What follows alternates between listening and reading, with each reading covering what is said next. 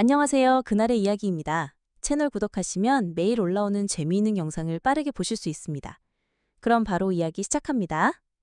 인생의 마지막 장에서 찾아온 기적 같은 사랑. 과연 이 사랑은 행복할 수 있을까요? 한국에서 건설계의 거물로 불렸지만 늘 공허함에 지쳐있던 70대 김민석. 그는 모든 것을 뒤로하고 역동적인 땅, 아프리카 나이지리아로 떠납니다. 그곳에서 운명처럼 20대 쌍둥이 자매를 만나 뜨거운 사랑에 빠지죠. 꿈꿔왔던 대가족의 삶, 그리고 아이들의 축복까지. 모든 것이 완벽해 보였던 이들의 로맨틱한 동화. 하지만 그 행복 뒤에는 아무도 상상 못한 두 가지 충격적인 비밀이 숨겨져 있었습니다.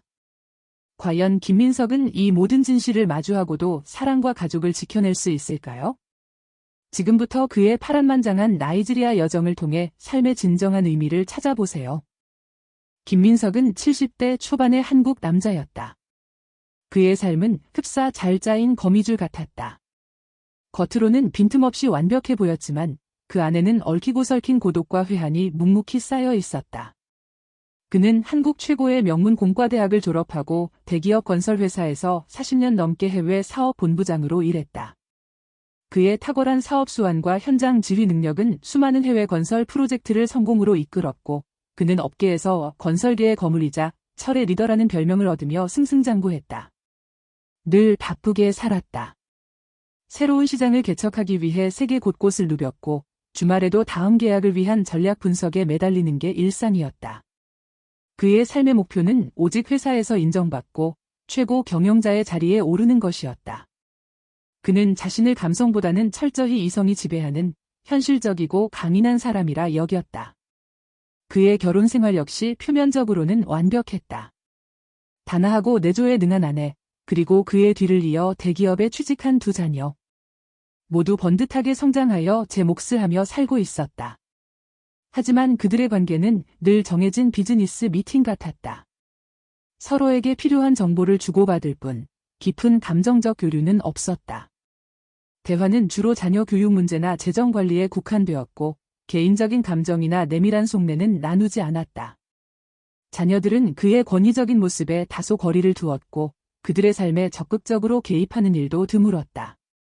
민석은 가족에게 물질적인 풍요를 제공하는 것으로 자신의 책임을 다했다고 생각했지만 그들은 그의 내면의 외로움에는 무관심했다.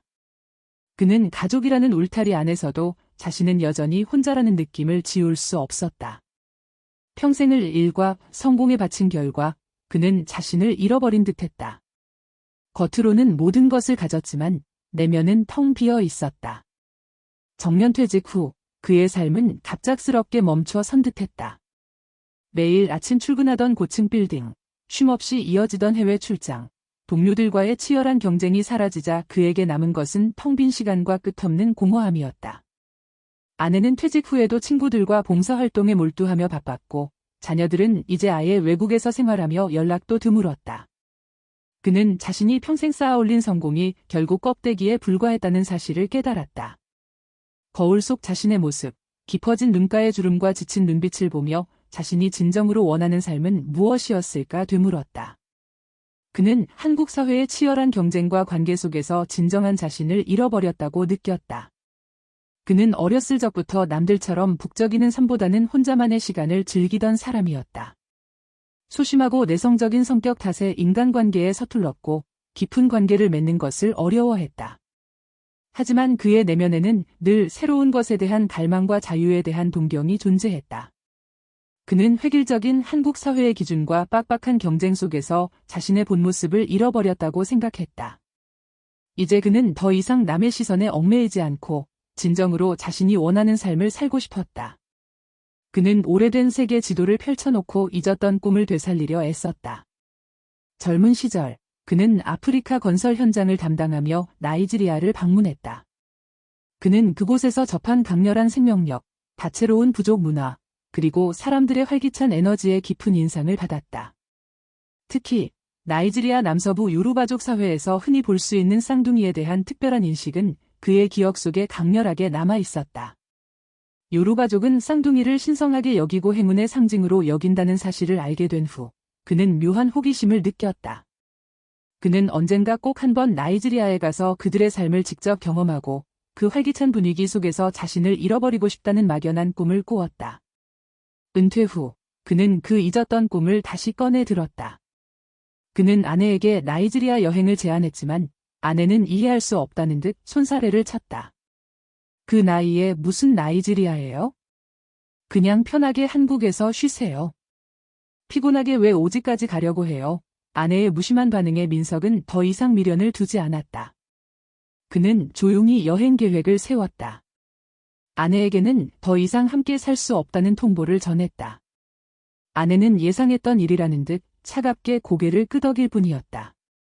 그는 자신이 평생 모은 재산을 정리하고 나이지리아 라고스행 비행기 표를 끊었다. 모든 것을 뒤로하고 떠나는 그의 발걸음은 가벼웠다. 라고스 무르탈라 무함마드 국제공항에 발을 디딘 순간 습하고 뜨거운 공기, 그리고 수많은 사람들의 웅성거림과 요르바어, 영어가 뒤섞인 소음이 그의 오감을 자극했다. 그는 미리 알아본 현지 가이드의 도움을 받아 라고스 시내의 작은 숙소에 여장을 풀었다.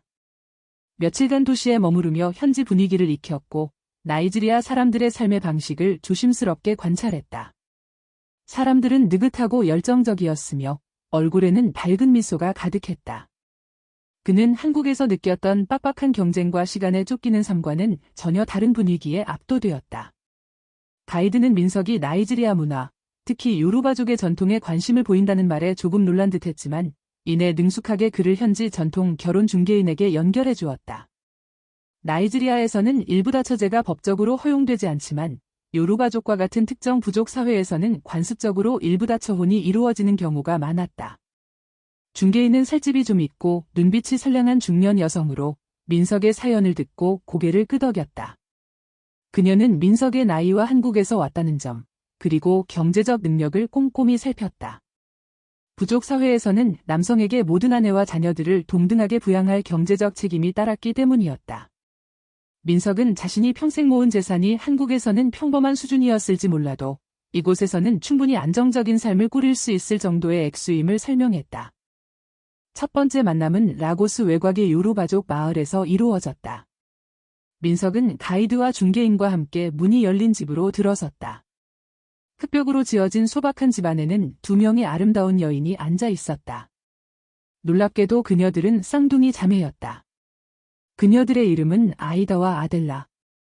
20대 중반의 앳된 얼굴, 화려한 전통 의상을 맞춰 입은 그녀들의 모습은 마치 신화 속 여신들 같았다. 아이다는 좀 더 활발하고 리더십 있는 성격이었고 아델라는 조용하고 섬세했다. 그녀들은 어린 시절 부모님을 여의고 서로에게 의지하며 살아왔다. 민석은 그녀들의 순수하고 열정적인 모습에 묘하게 시선을 빼앗겼다. 그는 어색하게 인사를 건넸고 중개인이 통역을 도왔다. 민석은 아이다와 아델라에게 물었다. 이런 낯선 사람과 함께하는 삶이 두렵지 않습니까? 나이 차이도 많고요. 아이다가 먼저 활짝 웃으며 대답했다. 두려움보다 새로운 삶에 대한 기대가 더 큽니다. 그리고 쌍둥이는 행운을 가져다 주니 저희가 아저씨께 행운을 가져다 줄 거예요. 아델라가 부드럽게 덧붙였다. 당신에게서 따뜻함이 느껴져요. 저희에게 가족이 되어주세요. 쌍둥이 자매는 민석의 나이가 자신의 아버지 뻘이라는 사실에도 놀라지 않는 듯했다. 요르바족 사회에서는 연장자에 대한 존경심이 깊고 안정적인 가정을 이루는 것이 중요했기 때문이었다. 그들에게는 나이보다 남자의 인품과 경제적 능력이 더 중요했고 무엇보다 가족을 이루고 안정적인 삶을 살고자 하는 열망이 컸다. 몇 번의 만남을 통해 민석은 쌍둥이 자매의 순수하고 밝은 모습에 호감을 느꼈다. 그는 한국에서 잃었던 평온함과 활력을 그녀들에게서 찾을 수 있을 것 같았다. 결혼식은 요르바족 전통에 따라 성대하게 치러졌다. 화려한 전통 의상을 입은 마을 사람들이 모여 북과 춤으로 축제를 벌였다. 민석은 쌍둥이 자매의 친척들과 처음으로 제대로 대면했고 그들의 따뜻한 환대에 얼떨떨했다. 낯선 이방인인 그를 순수하게 받아들이는 그들의 모습에서 민석은 진정한 가족의 의미를 어렴풋이 느끼기 시작했다.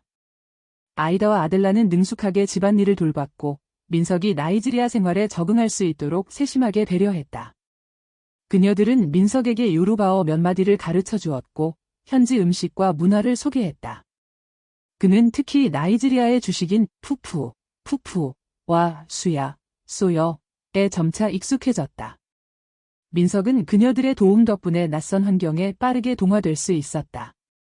그는 비로소 자신이 살아있음을 느끼기 시작했다. 몇 달 후, 민석은 중개인을 다시 만났다. 쌍둥이 자매와의 삶은 만족스러웠지만 그는 자신이 꿈꾸었던 대가족을 이루고 싶다는 열망을 여전히 가지고 있었다. 그는 한국에서 겪었던 외로움을 완전히 지워버리고 싶었다. 이번에는 좀 더 다양한 부족의 여성을 만나보고 싶다고 했다. 중개인은 흔쾌히 고개를 끄덕였다. 그녀는 민석에게 은고지라는 이보족 출신의 28살 여성을 소개했다. 은고지는 밝고 당당했으며 사업 수완이 뛰어나 작은 가게를 운영하고 있었다. 그녀의 활기찬 에너지는 민석에게 또 다른 즐거움을 가져다 주었다. 이어서 네 번째 아내 파티마. 하우사족 출신의 30살 여성으로 차분하고 신앙심 깊은 성격이었다. 그녀의 온화함은 민석에게 평온함을 주었다. 다섯 번째 아내 잘리하. 풀라니족 출신의 23살 여성으로 그림을 그리는 재주가 있었고 섬세한 감성을 지녔다. 여섯 번째 아내 아말. 에도족 출신의 32살 여성으로 강인하고 리더십이 있었으며 집안의 대소사를 현명하게 처리했다. 일곱 번째 아내 라미아. 티브족 출신의 27살 여성으로 유머러스하고 긍정적인 성격으로 집안의 웃음꽃을 피웠다. 마지막으로 여덟 번째 아내 사라. 이조족 출신의 24살 여성으로 온화하고 인자한 성품으로 가족의 화목을 이끌었다. 8명의 아내와 함께 사는 것은 민석에게 새로운 도전이자 배움의 연속이었다. 각기 다른 성격과 배경, 부족 문화를 가진 아내들을 이해하고 그들 사이의 미묘한 감정들을 조율하는 것은 결코 쉬운 일이 아니었다. 때로는 사소한 오해로 다툼이 일어나기도 했고 민석은 그들의 갈등을 해결하기 위해 밤늦도록 고심해야 했다.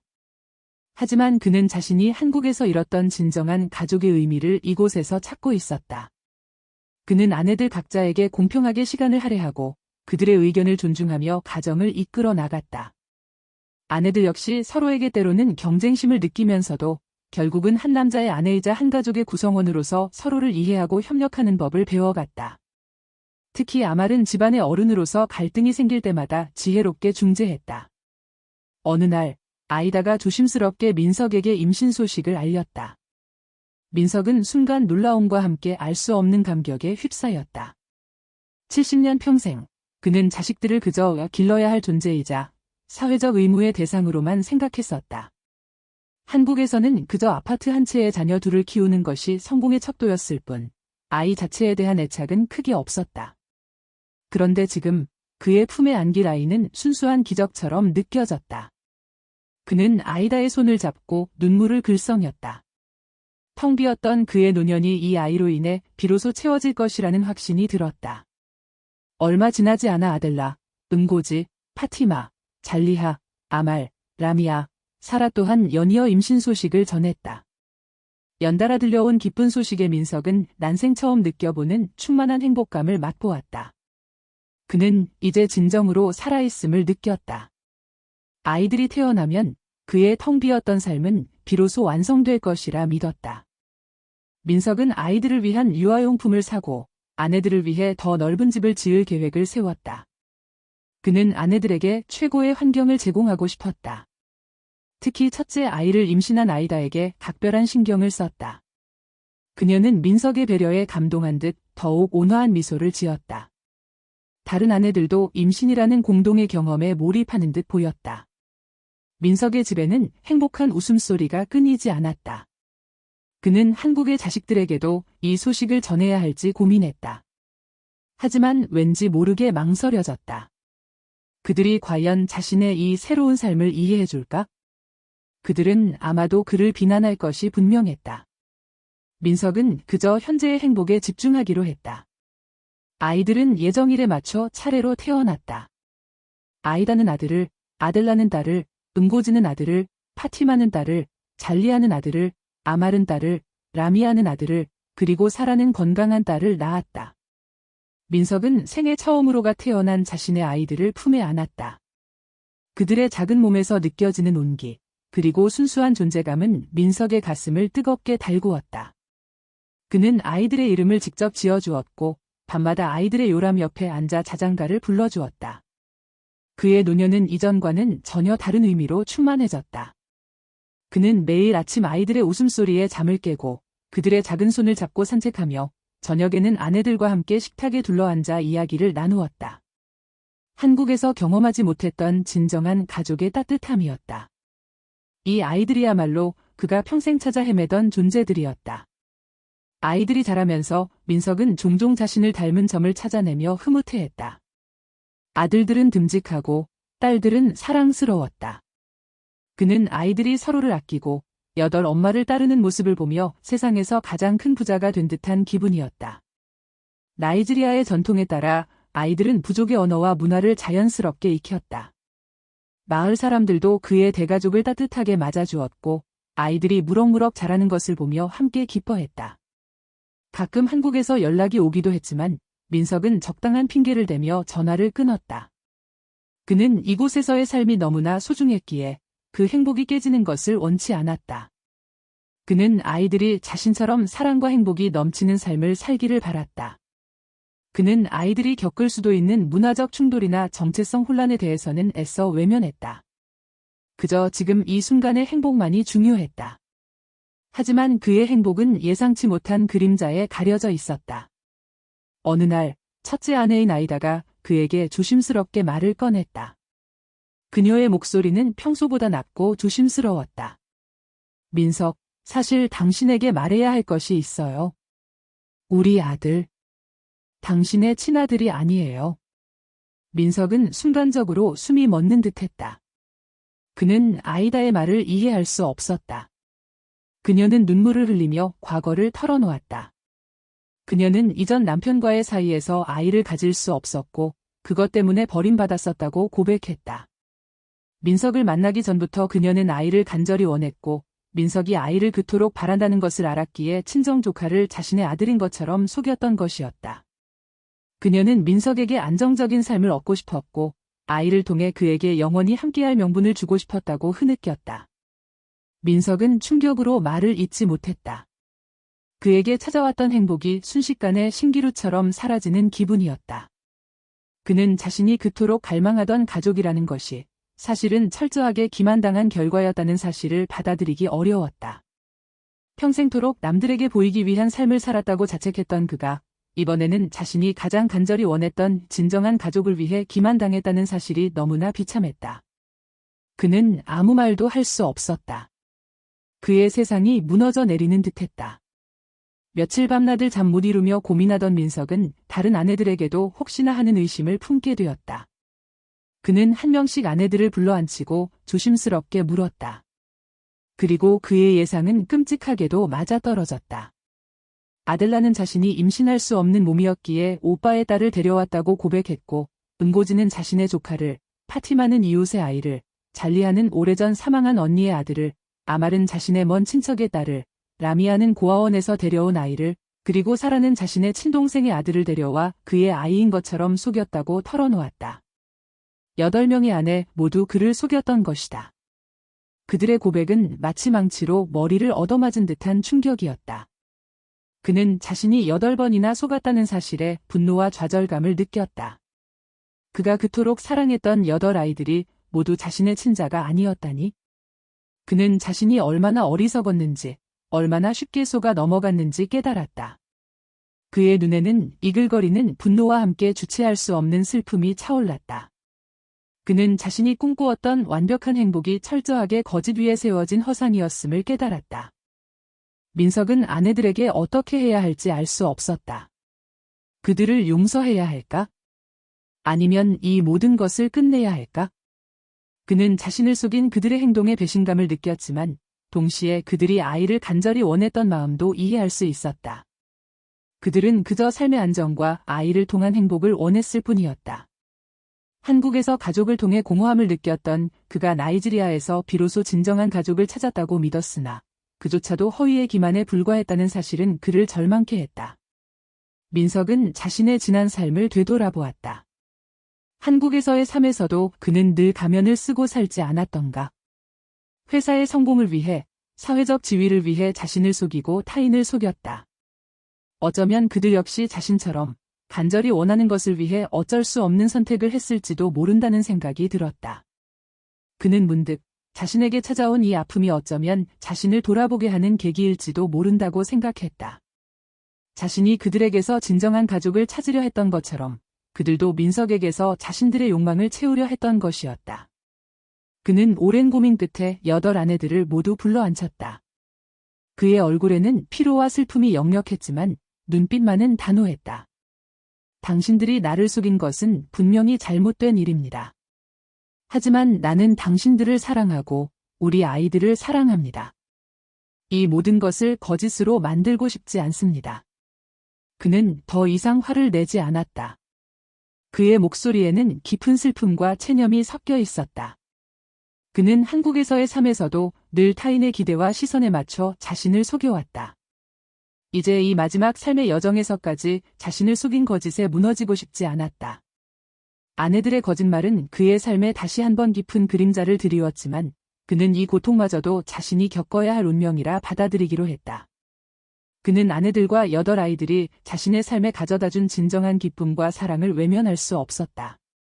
8 아내들은 민석의 말에 고개를 떨군 채 흐느꼈다. 아이다가 조심스럽게 말했다. 정말 죄송합니다. 저희는 그저 당신을 잃고 싶지 않았어요. 아델라가 덧붙였다. 저희를 버리지 말아 주세요. 저희는 진심으로 당신을 사랑합니다. 다른 아내들도 고개를 끄덕이며 그녀들의 말에 동의했다. 그들은 민석에게 더 이상 그를 속이지 않을 것이며 진심으로 그와 아이들을 위해 살아가겠다고 맹세했다. 민석은 그녀들의 손을 잡았다. 그의 마음속에는 여전히 배신감의 잔재가 남아 있었지만 그는 이제 새로운 의미의 가족을 만들어가기로 결심했다. 그들의 관계는 이제 단순히 사랑이라는 이름으로 묶인 것이 아니었다. 그것은 용서와 이해, 그리고 어쩌면 서로에게 필요한 존재가 되어가는 더 복잡한 형태의 관계였다. 민석은 8 아이들을 보며 미소 지었다. 비록 혈연으로 이어진 자식들은 아니었지만 그는 그들에게 깊은 사랑을 느끼고 있었다. 그는 이제 한국으로 돌아갈 생각도 나이지리아를 떠날 생각도 없었다. 나이지리아의 붉은 흙먼지 속에서 그리고 8 아내와 8 아이들의 웃음소리 속에서 그의 삶은 새로운 의미를 찾아가고 있었다. 그의 노년은 예측할 수 없는 방향으로 흘러갔지만 그는 그 안에서 진정한 자신을 찾아가고 있었다. 그는 더 이상 껍데기뿐인 성공을 좇지 않았다. 그의 삶은 비록 거짓으로 시작되었을지언정 이제는 진정한 사랑과 이해 그리고 용서로 채워지고 있었다. 그는 이제 홀로 외로이 걷는 것이 아니라 함께하는 이들과 함께 이 삶의 여정을 계속할 것이다. 나이지리아의 뜨거운 태양은 오늘도 변함없이 그들의 대가족을 비추고 있었다. 오늘의 이야기는 여기까지입니다. 구독을 눌러주시면 매일 올라오는 영상들을 더 빠르게 보실 수 있습니다. 영상이 재미있으셨다면 좋아요도 부탁드립니다. 내일 또 뵙겠습니다. 감사합니다.